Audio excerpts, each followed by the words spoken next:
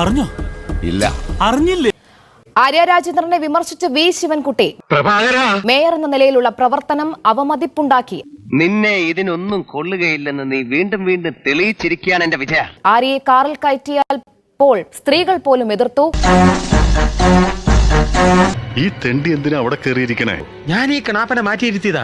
1000 vote lead പ്രതീക്ഷിച്ചിടത്ത് കിട്ടിയത് 5 vote മാത്രമാണ്. എന്റെ എല്ലാ മാനവും പോയി. തിരുവനന്തപുരം ജില്ലാ കമ്മിറ്റിയിലാണ് ശിവൻകുട്ടിയുടെ വിമർശനം. നീ ഇതിന് കൂട്ടിക്കൊന്നും ഞാൻ കരുതിയില്ല. യൂട്യൂബ് ലോനപ്പാ നിന്നെപ്പോലെ വിഷമം എനിക്കുണ്ട്. നേരത്തെ കോർപ്പറേഷൻ തോൽവിക്ക് കാരണം മേയറാണെന്നുള്ള വിമർശനങ്ങൾ ജില്ലാ കമ്മിറ്റിയിൽ ഉയർന്നിരുന്നു. ആരും വില തരില്ല.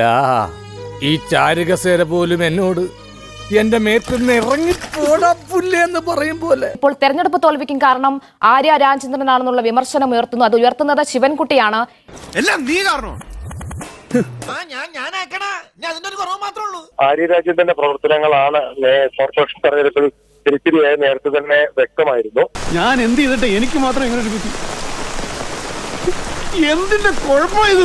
ആര്യ രാജേന്ദ്രൻ പാർട്ടിയുടെ മുൻനിരയിൽ നിന്ന് കഴിഞ്ഞാൽ അത് വോട്ടുകൾ ഇല്ലാതാക്കുമെന്നുള്ള വികാരം സാഹസത്തിലും സാധാരണക്കാരായ സ്ത്രീകൾക്കിടയിലും ഉണ്ടായിരുന്നുവെന്നാണ് ഇപ്പോൾ ഈ ശിവൻകുട്ടി പറഞ്ഞിരിക്കുന്നത്. എന്തെങ്ങനെയൊക്കെ പറയണേ?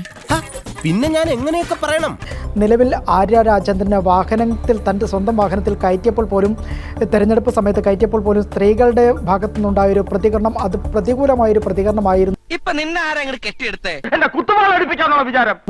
കാർ തുപ്പുന്ന തരത്തിലായിരുന്നു സ്ത്രീകളുടെ പല ഭാഗത്തു നിന്നുള്ള പ്രതികരണങ്ങൾ പോലും വന്നതെന്നായിരുന്നു വി ശിവൻകുട്ടി ഇന്നത്തെ യോഗത്തിൽ ആഞ്ഞടിക്കുകയും ചെയ്തത്. ഇങ്ങനെ സാരി എടുത്തോണ്ട് മൂക്ക് കണ്ണാടി വെച്ച് ചന്തി കുലുക്കി നടന്നോണ്ടൊന്നും അന്തസ് കിട്ടില്ലടി. ആ ഗുണം ജനിക്കുമ്പോഴേ കിട്ടണം. തൽക്കാലം ഇത്രയും മതി. വരട്ടെ.